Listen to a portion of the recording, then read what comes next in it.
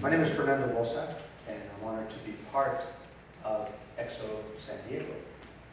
And for those who are not familiar with the exopolitic term, exopolitic is the diplomacy and the science of relationship with what we would consider extraterrestrial, outer. Exo means outer, like an exoskeleton. Consider that we live in a time when we can have a relationship with our galactic family. What the Swedenborg Church, what we're saying, is that there is no longer a debate whether we're being visited by extraterrestrials, whether we have been visited. Consider that the forum here, the platform here, is that we're not alone. We've never been alone, and we'll never be alone. Because what we consider to be human, this body with 2 legs, 2 arms, we have to extend that definition to include a variety of ideas that may be from the past, from the future, interdimensional. And everything you've heard about extraterrestrials, everything you've heard about aliens or ET is true at so many different levels. So for some people, encountering this information could be in their dreams. For some people, it is a physical encounter, seeing a ship. For some people, it's getting abducted. For others, it's military, it's weaponized. For others, it's learning how to do out-of-body travel.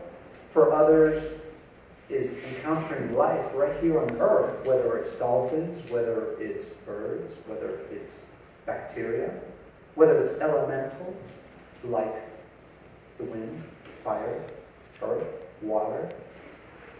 Because everything that we experience in our lives here on Earth came from somewhere else. So if we're going to limit our definition of what we would consider extraterrestrial to little green men from Hollywood, then we're taking a very narrow view. We are diminishing what could be an opportunity for humanity. So why exopolitics? Why now? Why here at Swedenborg Church? Why take action? For me, my story began when I was about 8 years old. That's when I had my first contact with what I would consider extraterrestrial. You have a question? I'm sorry. Oh, I'm sorry. Okay. Salud. When I was 8, I moved from Mexico, Guadalajara, to Alaska.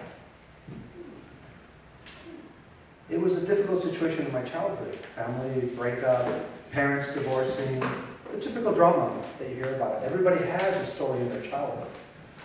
Kind of like that. I was walking home in Alaska, below 0. I wasn't really wearing the right clothing. I mean, I barely spoke English. And I got lost. And this is starting to sound like a story, a fairy tale, because I went into the forest. And because we lived on the other side of the forest. But in Anchorage, Alaska, there's forest everywhere. And walking home, in the middle of that darkness, I realized that nobody knew I was there. Nobody knew that I could have died right that moment, because my parents didn't know where I was. Nobody was going to come looking for me. And in that darkness, in the middle of that snowstorm, I laid down on the ground and said, I'm done. Just take me. I don't want to be here. And imagine being outside as a little boy in below 0 weather, freezing to death, and not feeling it, feeling warm. There was a light around me. And this light told me, we know who you are. And it wasn't a voice, it was a communication with image and color and sound resonance. It wasn't English or Spanish or anything for me. But it wasn't what I would say God or an angel. It didn't feel like that. It felt intelligent. And it felt like an awareness, an intelligence that's always been around my life. So in the span of maybe, it could be 10 minutes, I had an experience that lasted hours and hours. I was taken to the center of the universe through our galaxy.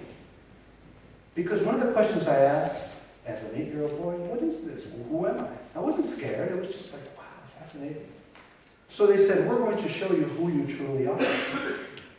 And they showed me a galaxy. A huge, colorful galaxy. We don't know that galaxies have color.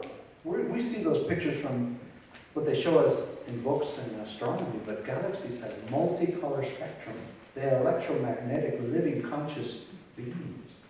And they said, this is as close as we can get to showing you what you truly are. And then they showed me the process of collapsing that galaxy through divine providence, divine will. And being shown that that went into the womb of my mom. An expansive amount of energy is collapsed into something that brings animation after the 3rd day of inception. And later I was born. And I was shown that process. And within that experience, I was told that we're going to release or open or disclose or reveal to you more of what you can be as a human on Earth. But they didn't use that word. I'm giving you vocabulary for something that has no vocabulary. When I started school the next day, I felt completely different. First of all, I could have frozen to death, and I didn't. I found my way home. I walked home, and I don't remember how. I lost probably 6, 8 hours of my own time. Can't tell. I started reading textbooks really fast. What the teacher was saying, back then I had an experimental program where we had like 5 or 6 teachers. Physics, math, science, everything came to me like really fast. Who was to know that that would have been defined as a close encounter of the 4th kind? How interesting. And there are actually more extensions to those definitions. There are close encounters of the 5th, 6th, 7th, 8th, all the way up to the 12th kind, but we don't understand all of them yet. I've always had an interest in UFOs.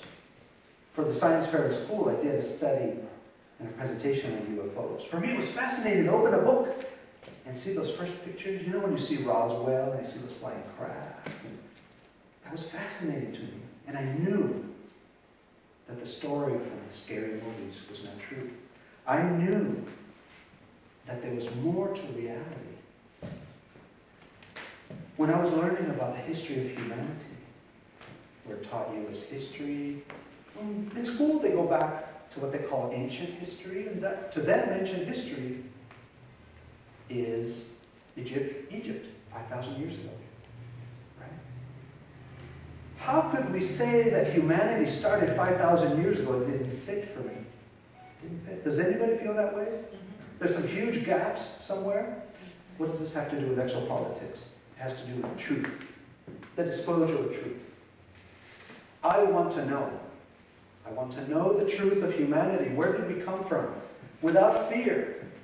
And as a student, and I work with other children, and I work with indigo, crystal, and rainbow children, I know exactly what it's like to awaken at that age. I know exactly what it's like to be rejected by the system, to be lied to. I want to know what we don't know. I would like teachers to have the courage to say, here's some very interesting evidence. We do not know how they built the pyramids. We do not know where humanity came from. That is truth to me. I would rather begin there, to open the door for children to be able to explore that science. We really don't understand what life is. We do not understand what energy is, what interdimensional, multidimensional being is. So how are we going to come up with a diplomacy of extraterrestrials? How are we going to talk to what we don't understand, what we haven't been told? Here and now, we are removing that line in the sand. We are opening up the platform to say, we believe you. I believe myself. I believe everybody's story. Because the stories are phenomenal. We have another series of events that are occurring in our life today. In our lifetime, we're going to see shifts on planet Earth. Shifts in the way the sun puts out energy. Shifts in what the galaxy is doing that have never been experienced before. We are moving into a time of an energy that has never been seen. Why is that interesting? It is interesting because there's going to be all sorts of phenomena occurring, more and more. Let's just start with something very simple. You know what a conspiracy theory is? That is a term created to make you look like an idiot if you bring up an issue. The government is doing this.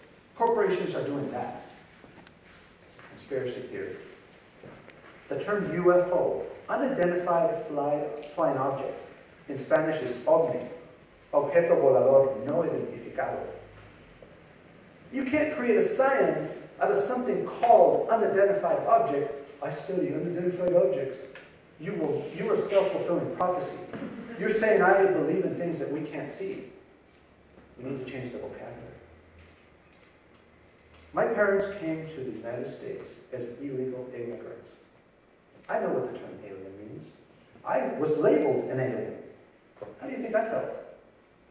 The only thing that separated me and the other person saying the word alien was a fictitious line, imaginary line, between one part of the planet and another. If you were an extraterrestrial, and we have a couple present here today, and you know who you are because I can sense you. How does it feel to be called extraterrestrial, alien, E.T.? It's a demeaning term. So I'm inviting you to begin thinking of some other words that are inviting. They come from compassion and love. Why is it important to have exopolitics? Because the earth is going through some changes that we need help with. It's already shown that humanity can't take care of its own planet. We cannot solve the problems that we have created at the moment. We're being invited to play at a higher level here.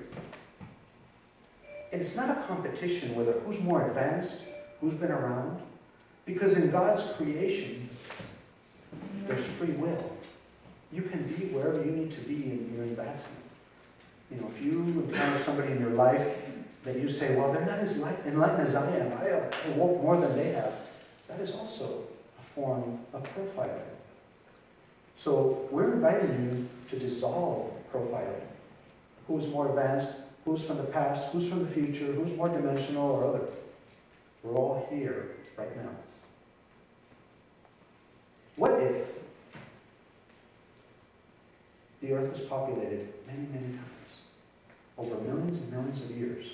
What if the planet we're living on is a type of school that intelligence from all of creation comes here, because this is the most intense learning experience there is in this universe? I'm very much into esoteric teachings. I'm also into traditional teachings. I'm also into science and physics and cosmology, and it goes on and on. You cannot put a label on my background. You can't say Fernando's a designer or an artist, an architect. People who know me here, don't I every week is something different? I used to think I was the anomaly. I was the weirdo, the freak, my entire life. I never met people like me until in my adulthood. So for the first 30-something years, I thought I was the only one of my kind that felt weird on Earth. Then I realized there was a lot of people like that. As a matter of fact, it's the majority of people on this Earth who feel that way. I have met people from other planets. I have met time travelers. I have met people who are multidimensional. They have access to so much more. So we have this story of UFOs from Roswell, a ship crashing in the 1940s. This did happen, and it happened in many different ways. We developed technology to shoot down our galactic family. We reverse engineered things that came from the future or from other dimensions. That is real. That's happening right here in San Diego. Camp Pendleton, the Navy base, those are all fronts for something else. One of the things I've realized is that in every level of government, in every level of corporate America, and international power bases. There are light workers like me who are woken to the truth and want real change. So in exopolitics, one of the important things is to have forgiveness and compassion. If I invited somebody here who was involved in staging alien abductions, what was seen as I was taken from my bed and somebody experimented on my body, would you have compassion on that person? Would you say, no, that's as good as Hitler for me and we'd rather kill all of them? Do you think they want to come forward and help you? If we take the attitude that somebody who built trillion-dollar empires that encompass technology that is on the moon, on Mars, on Saturn's rings, technology that goes through the sun and it pops out somewhere else, because there are people, if we can call them people like you and I, who are living a reality that's not even terrestrial. Could we work with that separation? Because if you feel politicians are not in touch with reality, if you feel people who are billionaires are not in touch with reality, imagine people who are living these lives on other planets, crossing stargates, involved in underground technology, inner Earth technology. By the way, all of that is real. And it's time to explore it. It turned the unknown into an experimental science to begin asking questions. What you hear in X-Files, it's out there. The truth is right in our plain sight. That's where it hides. Our government buildings, our corporations, our technology. Who knows Spa War right here in San Diego? Who knows what they do there? I don't know what they do there, but I want to know, because that's my money going there. There's been some beautiful, beautiful examples of slow disclosure with what we call a mini-d, or a lowercase d. And then there's big disclosure with a capital D. The difference is groups like this. Because if we gather together and start asking our questions openly, with respect, because what won't be tolerated here is debunkers that all they want to do is shut down the truth. This is an open forum, and we're willing to listen to critical feedback. But it has to come from a place of seeking the truth. Because if somebody's going to stand up and yell or make threats, don't forget that me and God make a majority. You are now in a place where we're going to tip the scales. The scales have been tipped toward the darkness for about 5,000 years, and if you really want to count, it's been an entire 26,538-year cycle. 2012 is coming up, and it is a real shift. Many things are coming to a head during this time. And even if it's not happening, it's happening right here in my heart. It's real for me. When I go to meetings, when I get up and speak, when I create media, when I prototype technology, it is with the true belief that the shift is already here. I am a walking, talking, shifted, awakened individual. When Buddha was asked, well, what are you, Christian, Muslim? Are you part of Muhammad? He said, I am awakened. I've opened my eyes. And we need more of that. You stand next to me, and you're definitely going to be around that kind of light. You stand next to Carla, and you're going to be around that kind of light. You stand next to Skywatch over here, and you're going to be around that light of truth. And we're going to have these beautiful conversations because it is no longer taboo to dig anywhere. I consider myself this flashlight of truth. And wherever I shine it, there's going to be rats and cockroaches, and they're going to be scurrying. There is nowhere to hide anymore. You can talk to me about physics, cosmology, computers, spirituality, it doesn't matter. I'm no longer afraid. I've already died several times. I've been out of my body many times. I've traveled interdimensionally. You can't spare me anymore, because I know I am this infinite light. So what does exopolitics mean for our everyday life? I go to work, I pay my taxes, I have my family, and then there's these pesky things that start coming up with spirituality and esoteric teachings and all these people trying to do yoga, and, right? You feel that movement? Why?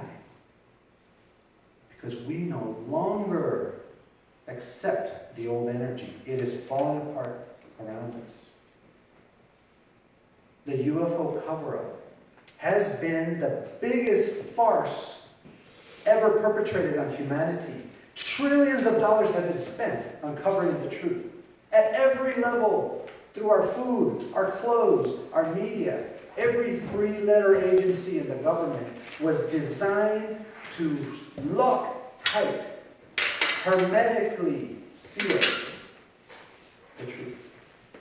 Yeah, but the FBI is here to protect us, so is the CIA. Really? Has anybody seen the 10 most wanted list? Who do you think would be on the top of that list? Who are we looking for?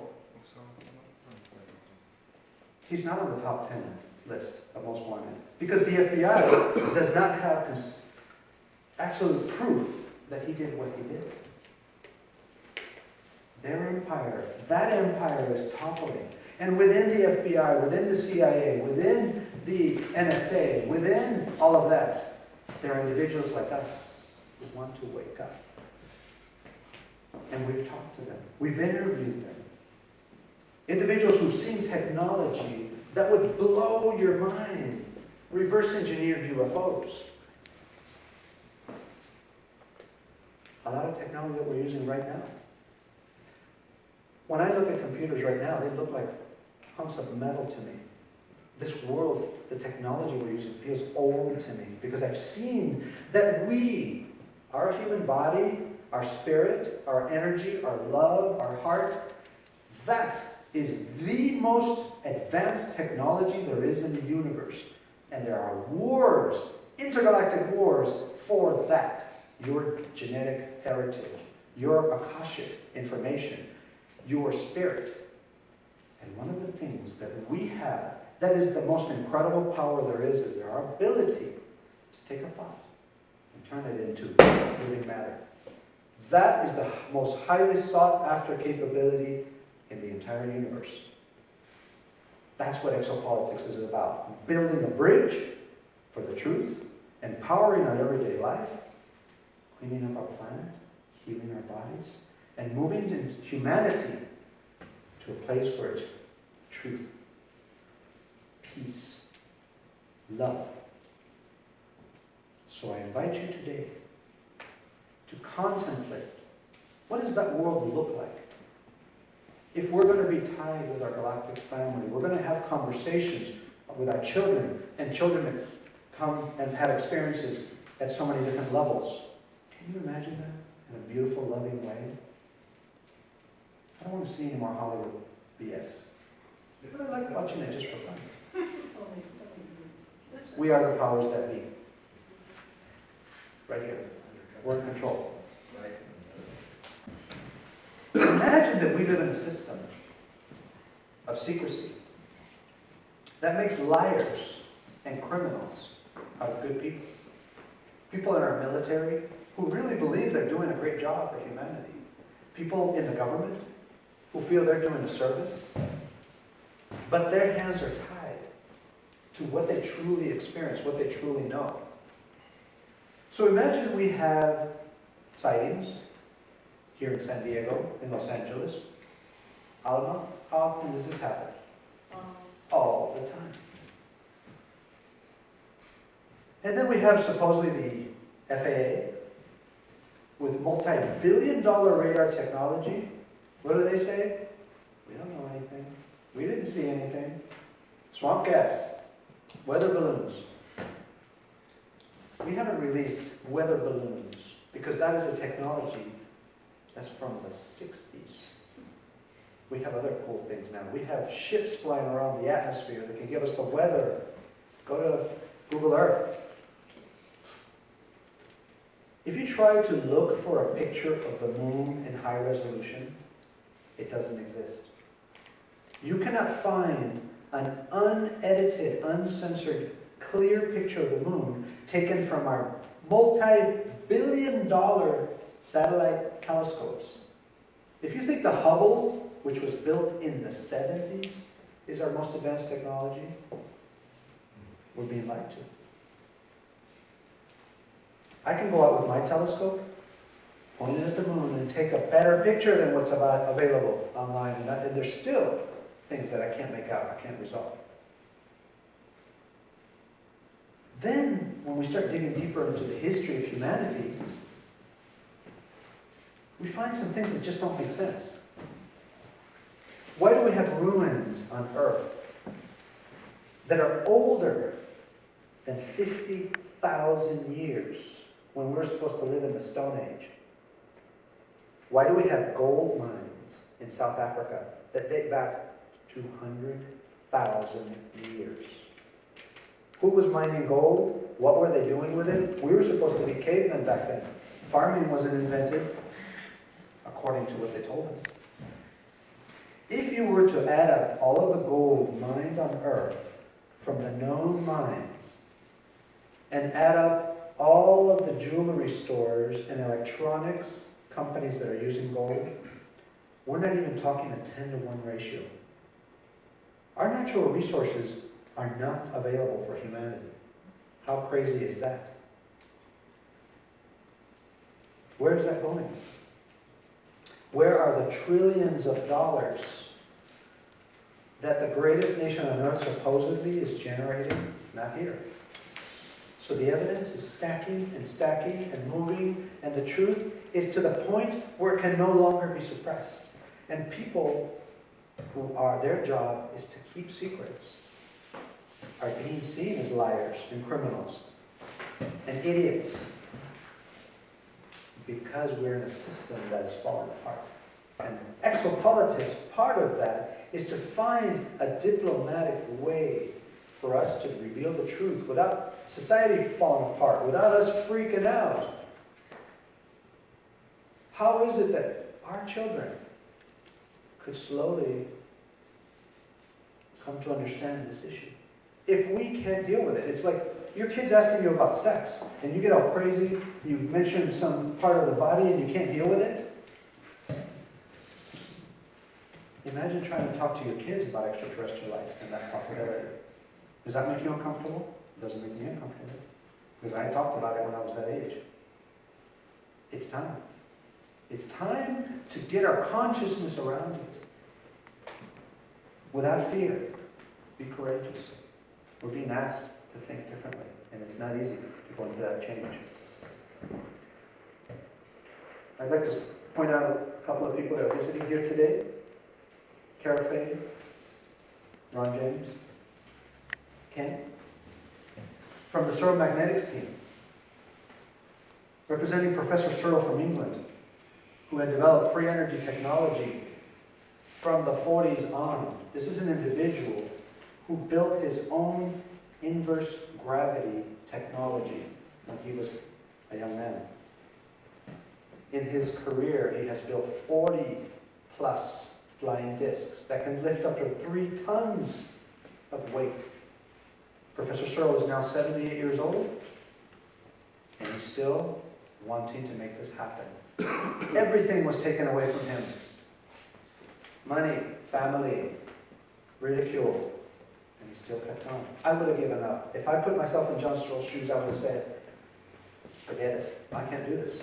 I would have given up, but he hasn't. He's coming to here, to the United States, in our own backyard, to build free energy technology, or clean energy technology.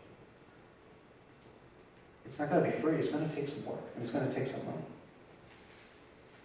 We're going to show you some examples today of healing technology based on similar approach, using sound resonance, magnetic frequencies, light. Some of that technology we have over there, we're going to get to play with a little bit later during the break. because the change is coming from individuals who are courageous, who are investing, who are taking the time, who are taking action. This is what's going to overwhelm the system. And I'm excited. This is great. So thank you for the Short Magnetics team here. And later, Ken, I would love to have you come up and talk a little bit to us. So we're going to take a little break, get some snacks, bathroom refreshments,